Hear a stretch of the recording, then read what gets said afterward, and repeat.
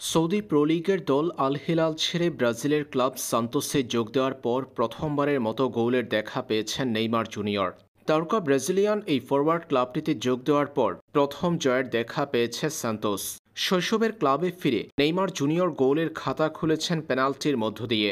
দল জেতানো পারফরম্যান্স করেছেন নেইমার, এক গোলের পাশাপাশি করেছেন এক অ্যাসিস্ট। ব্রাজিলিয়ান সুপারস্টার সান্তোসের প্রথম গোলটি করেছিলেন এদিন। ম্যাচে গোল করার মধ্য দিয়ে নেইমার জুনিয়র পৌঁছে গেলেন দারুণ এক রেকর্ডে। ব্রাজিলিয়ান তারকা সান্তোসের হয়ে দ্বিতীয়বার শুরু করা যাত্রায় প্রথম গোলে পৌঁছে গেছেন 440 প্রফেশনাল গোলের মাইল ফলকে। নেইমার জুনিয়রের এখন 440 ক্যারিয়ার প্রফেশনাল গোল। লম্বা এই ক্যারিয়ারে 440তম গোলটি নেইমার করেছেন সান্তোসের জার্সিতে পেনাল্টি থেকে। সান্তোসের জয়ের দিন গোল করে চমৎকার এই রেকর্ডে নিজের নাম তুলেছেন নেইমার জুনিয়র।